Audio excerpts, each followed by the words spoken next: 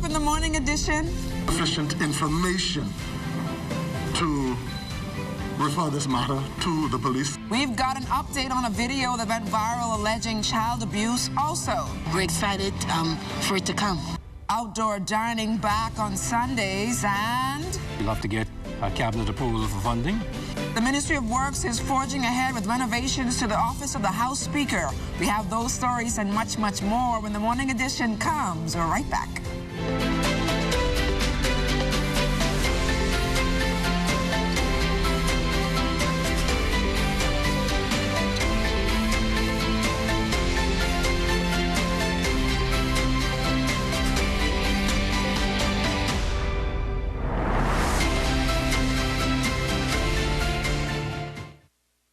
First, it's more than just our name, more than just our achievements.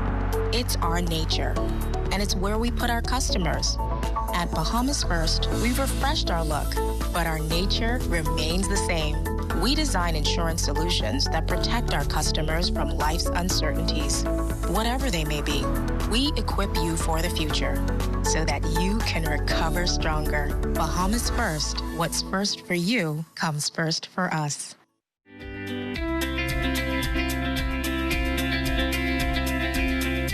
Good morning, everyone. I'm LaDawn Davis, and welcome to the morning edition. Taking a look at your weather forecast this morning. A frontal boundary sagging across the island chain will support some shower activity as high pressure rapidly builds just east of the area through tonight. We'll get up to a high today of 82 degrees with an overnight low of 66 degrees. Let's take you out to our streets this morning, where our Charles Fisher and the morning traffic team is standing by with your Monday morning traffic. The traffic report is sponsored by Bahamas First. First in insurance. Today, tomorrow. Good morning. Hope you had a great weekend, everybody. We are here at Bahamas Gaines Boulevard, but it might as well be called Mix-Up Boulevard, because we are seeing some mix-up driving here this morning. And Corporal Kim, you've had to come out and stop a lot of places on many occasions. This is a very unorganized place right here this morning. Good morning, Mr. Fisher, and good morning, Bahamas. And absolutely correct. At this particular junction radio, if you stand here for a few seconds, you would be confused about the traffic and the way traffic is flowing in this area. We have 2 lanes of traffic that are traveling east and west on this road. And for persons that are exiting from Bahamas Gaines Boulevard onto the thoroughfare, I ask that you drive with okay intention and pay special attention and exercise some patience. We have persons who are traveling in the eastern direction on Bahamas Gaines Boulevard that has the right of way. We have persons who are coming around them. They have also exiting, potentially about to create some difficulty with other road users in this area. And so I'm going to ask drivers to continue to exercise some patience and drive with special duty and attention. If you notice this vehicle that is exiting heading in the eastern direction, he has the proper right of way. We have persons to the left of him wants to make a double lane, a double turn. That's wrong. That's wrong. You put yourself at risk for getting in an accident. I think one good suggestion is to put a stop light in this area. Well, I leave that to the powers to be, but any other measures in this area that could assist would definitely help. But in the last 24 hours, we've had some 4 accidents. And to date, we still have some 14 persons in the hospital as a result of traffic accidents. And you're going to see an increase in police activity and presence throughout the street. Now, Mr. Fisher, some persons may have a concern about the special efforts that we are making. And that's okay. It says we're doing our job. The majority of persons can appreciate what we're doing here out on the streets, and you're going to see an increased presence of police through the streets for various reasons and offenses. Once again, we are here at Bahamas Gaines Boulevard, right here by the Hope Center and the Queen Elizabeth Sports Center, where persons have been driving any which way they want this morning. But Corporal Kim is encouraging you, when you come in this area, please drive so with extreme caution and care. Be patient. That's the number one word here this week. Be patient. Be patient. There got to be some room for some anachronosis through the streets. In other words, some change. And we're looking forward to it. We're going to do our endeavor best to enforce what we're mandated to do, and that's the laws through the streets and through the country. I'd like to thank Corporal Kemp for joining us here this morning on the traffic report. It's back to you in the studio, LaDawn. Off the top this morning, the Ministry of Social Services stepping after an alleged video of child abuse at the Children's Emergency Hostel. The video went viral, sparking outrage in the community. Social Services Minister, the Honorable Frankie Campbell, held a press conference on Sunday to provide an update.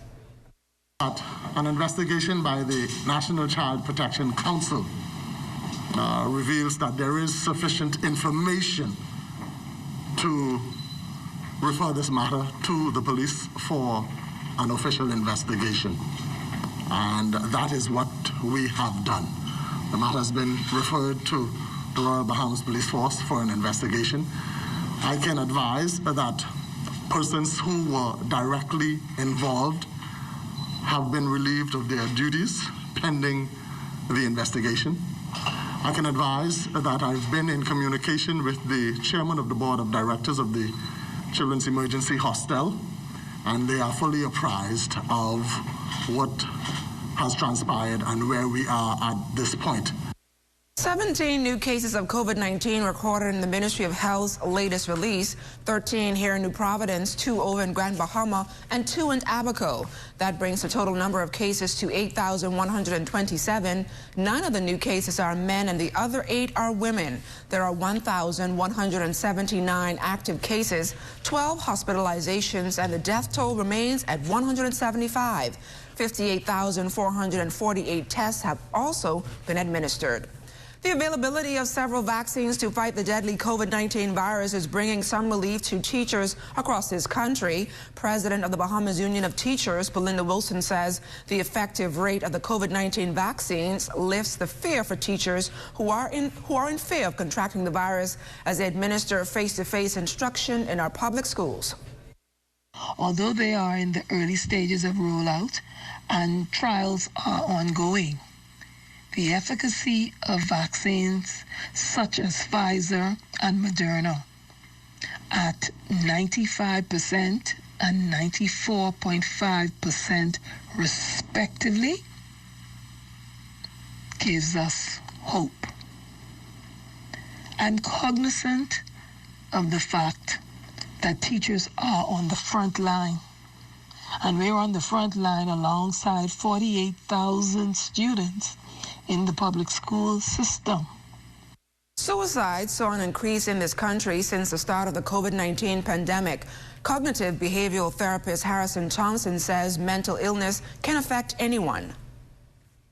I think it's just a matter of time before anybody really gets to a point in their life, whether it's with themselves, whether it's in their relationships, whether it's with their career, or even challenge with their spirituality. It's not about certain people won't go through it. It's a matter of time about when certain people go through these things. I think we have to begin looking at ourselves as a part of this particular conversation instead of separate and apart from the conversation. There's this idea of strength that oftentimes stops a lot of us from being honest about the things that we are challenged and afflicted with. And I think if we can get out of this feeling better, we can actually become better. Outdoor dining is now permitted on Sundays per the new emergency orders. The move is welcomed by vendors on Awa Key who say this is one of their most profitable days. Our key is designed, you hardly have much space for some persons, and so utilizing outside dining to 100% of the degree is very important to some of the vendors, and a lot of them didn't open when we didn't have outside dining. So giving us Sunday, which is actually one of our biggest, our biggest day, we're excited. Stay close, the Morning Edition is back right after this, so keep it locked.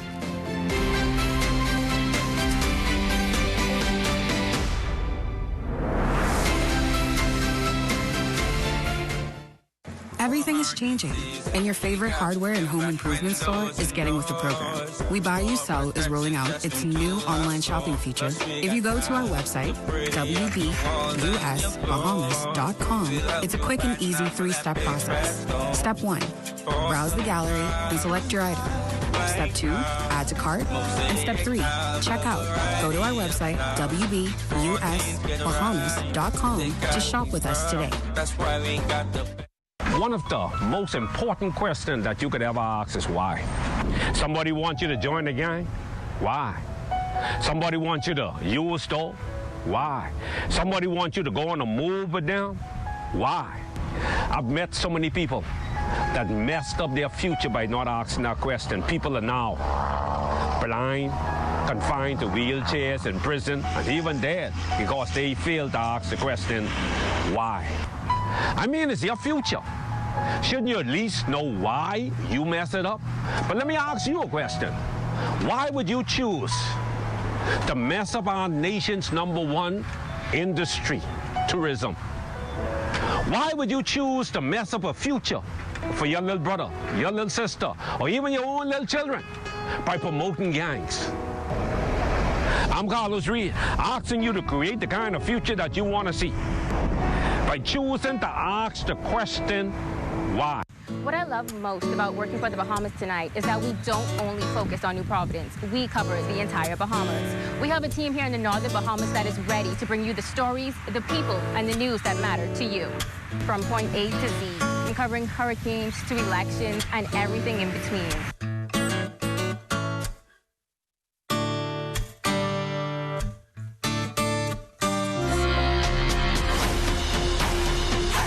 Welcome back to the morning edition. Parliamentarians will assemble at 11 a.m. this morning for the annual parliamentary church service at the Church of God of Prophecy on E Street. The service will be carried live on ZNS Radio 1540 a.m. and on the parliamentary channel 240. Meantime, with the new legislative session set to begin on Wednesday, the Ministry of Public Works is forging ahead with renovations to the office of the Speaker of the House of Assembly. This after House Speaker the Honorable Holson Moultrie brought attention to the poor state of his office during House proceedings last year. I met with the Speaker and the President of the Senate, I think 2 weeks ago, and showed them the plans we have for their office facilities. Most people don't realize that once the architect's work is completed, they finish their drawings, so we've shown them the drawings, then the engineers get to work, and that's an old building, very old building. So we have structural engineers that have to look at what the architects have planned. We have mechanical engineers. We have all the engineers have to get to do their work now. But the Speaker and the President both expressed satisfaction with where the works are going, what the plans look like for us to be able to have some modern facilities for them. Regarding a possible timeline for the work to be completed, Deputy Prime Minister and Minister of Works, the Honorable Desmond Bannister, responded this way. It's hard to do that because of what we do, because of the engineers having to do their work, being able to test structures, being able to look at electrical loads, quantity surveyors coming in and making determinations. All of those things have to be done. So for me to put a timeline in would be unrealistic. We've given the Speaker an indication of how long we think it'll take us. We also think that we'll have to get cabinet approval for funding, and we expect that in the next budget period we're going to go on with it. Government committed to developing the Family Islands. Prime Minister, the Most Honorable Dr. Hubert Minnis, says the proposed expansion of telemedicine is set to come on stream. And Andres, you know that in 2008 we started here the telemedicine program, which was successful.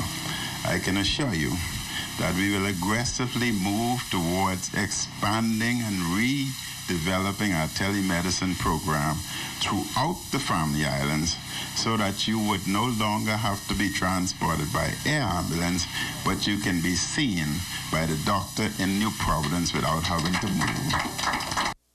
Installing reputable and quality infrastructure across the Family Islands is a key component of the government's development plan. Deputy Prime Minister and Minister of Works, the Honorable Desmond Bannister, says good news is coming for Androsians on the long-awaited structural improvements to the Red Bays Road. We have a public-private partnership that's about to be signed, where the Red Bay, there's 7 miles of road into Red Bays. And I don't know how much you all know about Red Bays, but Red Bays is where the Seminole Indian heritage comes alive. Really, it's very important to us culturally. So we are going to have an asphalt road going into Red Bays. Those roads into Red Bays are almost completely decimated. We're going to redo those roads. And still to come, spreading literary awareness. That story and more when the morning edition continues.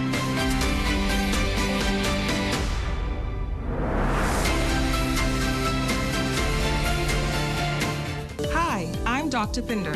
During this global pandemic, we ask for you to be responsible. As we fight the COVID-19 virus together, we would like to encourage you to do the following. Wash your hands.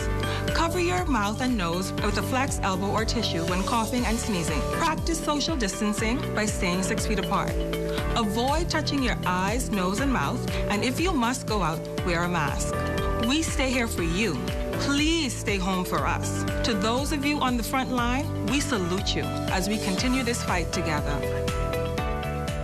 This message has been brought to you by the Ministry of Health in conjunction with GD Media Solutions and this television station.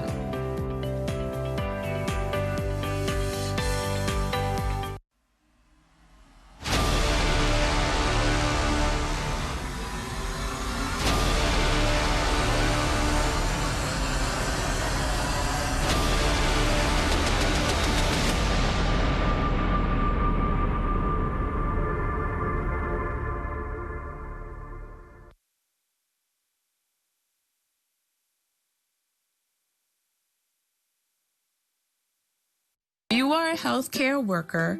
Thank you for fighting on the front lines against COVID-19. It is normal to feel stressed when taking care of others who don't feel well. But remember to take care of yourself. Don't forget to rest between shifts, eat healthy meals, engage in physical activity, and stay connected to family and friends. Avoid harmful coping strategies like drinking alcohol. For managers of healthcare workers, the same tips apply to you. Here's how you can help. Consistently give updates. Rotate staff between high and low stress level functions. Encourage work breaks and ensure that they know where they can find help. We are here for you.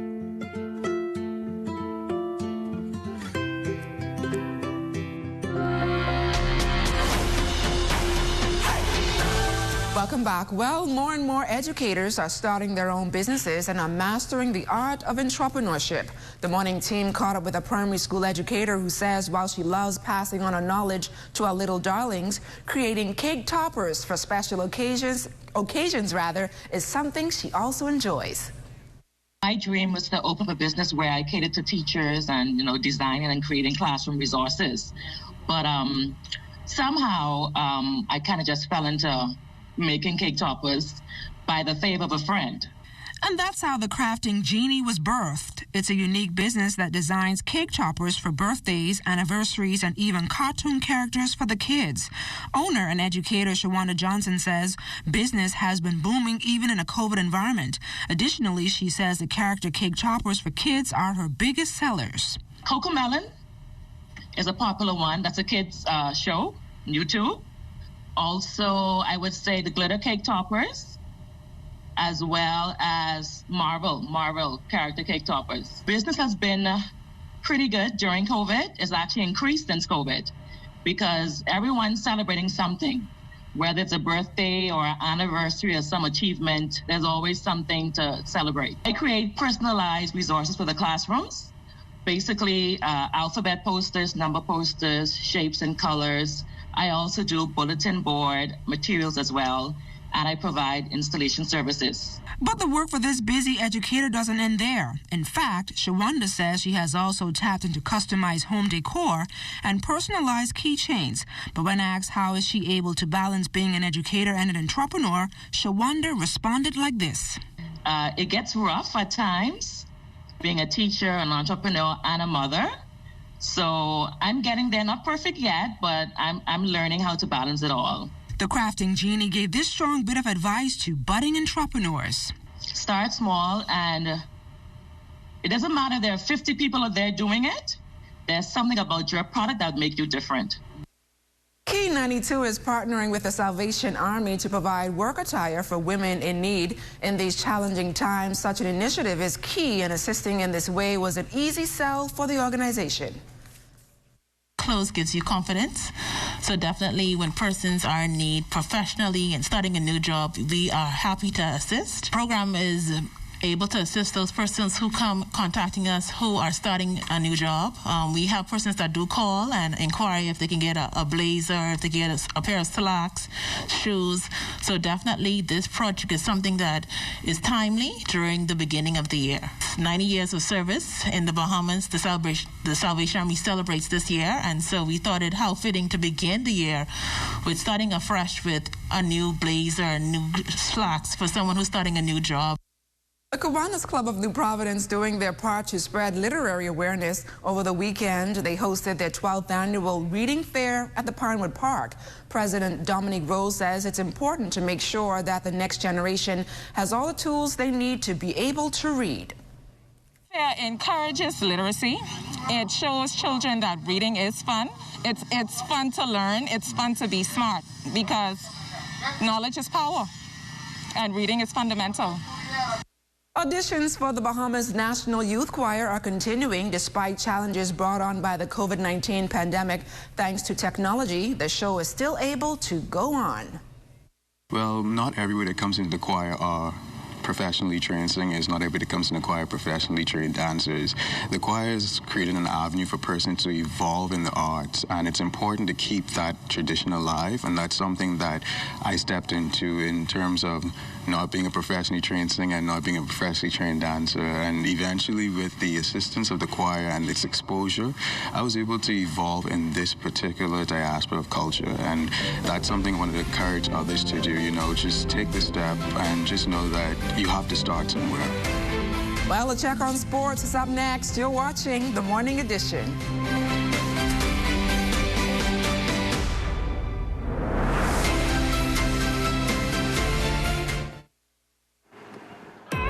Love is in the air everywhere. And here at the Broadcasting Corporation of the Bahamas, we are bringing you a ZNS Valentine special. My Blind Valentine follows the story of two individuals who test their dating skills on a blind date and possibly find their one true love. Viewers will also be eligible for prizes. All you have to do is send a photo of you and your Valentine to webproduction@znsbahamas.com, saying why you love that person, and one winner will be announced at the end of each show. Remember to mark the date on your calendar, February 10th and 11th, for a TV special like no other and a chance to win. My Blind Valentine. Love is in the air with ZNS and the Broadcasting Corporation of the Bahamas.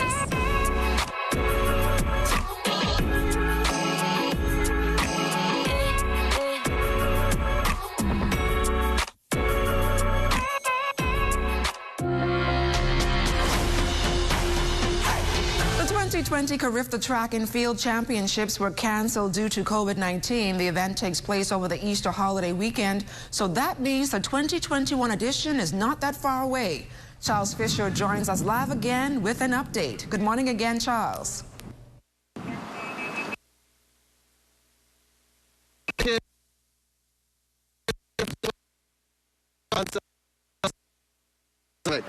This year, they were scheduled to go at it in April, but big news over the weekend.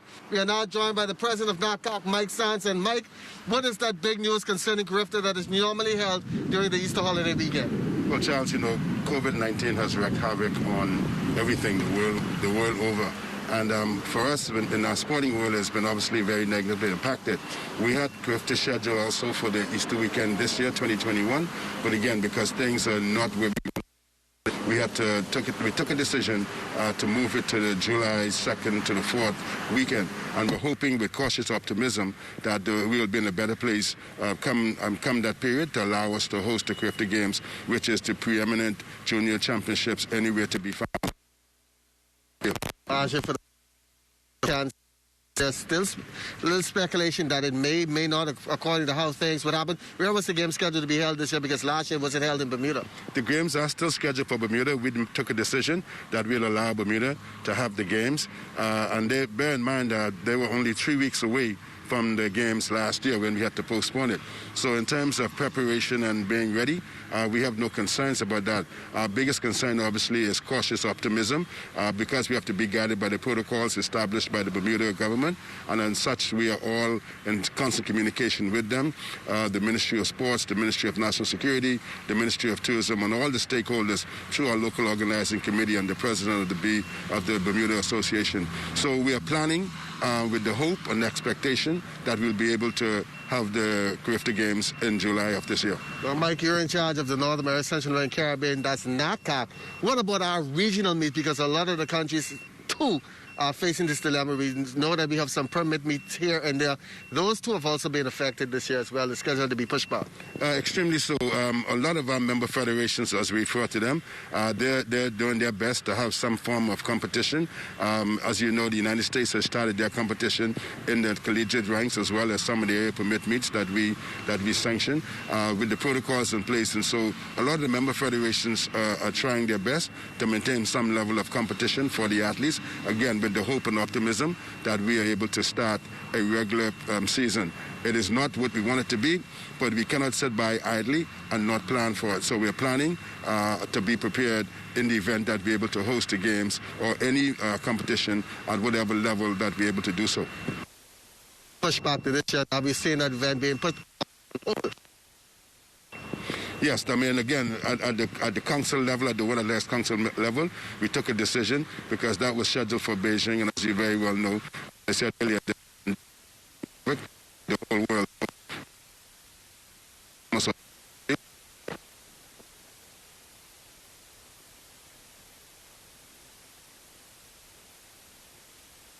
So there you have.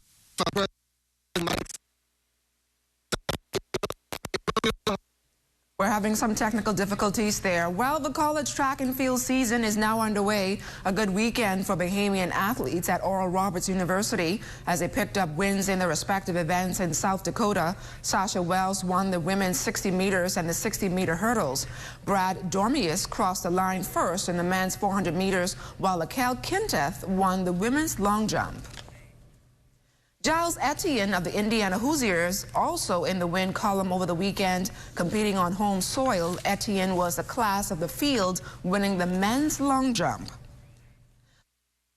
Nesbitt yesterday as the Ole Miss women's basketball team played host to Florida. Nesbitt finished up with 18 points, but the Lady Rebels had a rough third quarter, and that was the big difference as they lost 78-68. Coach Yo a little disappointed after the game. Every time we step out on the floor, we're going to have to compete, we're going to have to fight, we're going to have to grow. You know, our inexperience shows up every time we hit adversity, and that's something we're going to have to learn to work through. Until we learn how to work through it, we're going to come up short. Lily Higgs and the UNC Tar Heels women's swimming picking up their first win of the season yesterday over South Carolina. Higgs won the 200-yard breaststroke. The Tar Heels are back out on Friday against Duke on Senior Day. The collegiate tennis season back in full swing as well. The UAB Blazers lost over the weekend to Alabama. Sydney Clark lost her matches in both singles and doubles. The Blazers will look to rebound on Friday against Georgia Tech. And that's a wrap for us this morning. For the entire morning team, I'm LaDon Davis. Make it a great day, everyone. And while I want no raking and scraping in here. No, Mama, we ain't gonna rake and scrape. We can clean the house just like you say. That's right, right? Yeah, that's right, Mama. We ain't rake and scrape. All right, now. Mama don't like no raking and scraping in here. Mama don't like no raking and scraping in here. Hey. He don't care, but Mama don't like no rake and scrape it anyhow. Mama don't like no rake and scrape it in here. Now Mama don't know that we are up. I ain't talking about the way she took the rake and scrape that's pumping through our veins. Everybody, I on TV. Look, I on TV. Mom, guess what it is? That's me. Bartend, do you see me? I on television. I gotta tell my girlfriend I on television. Hello? Babe, turn your television to ZNS. Quick, I'm on television. I don't have a TV in there. We have Wi-Fi, though. We have Wi-Fi. That's fine. They upgrade now. You can watch it live from your phone. You just have to download the app. All right, hold on. Go to the App Store, type in ZNS, download the app, and you'll be able to watch ZNS straight from your phone. Hurry up and start over, girl. Get your news and more anytime, anywhere with the new ZNS app. Stay connected from around the globe with our live stream news updates, all in the palm of your hand. You can also listen to the ZNS Radio Network for your favorite music. Go into your Apple or Google Play Store and download the ZNS app today. Miss, I just stand now. I still got to pay?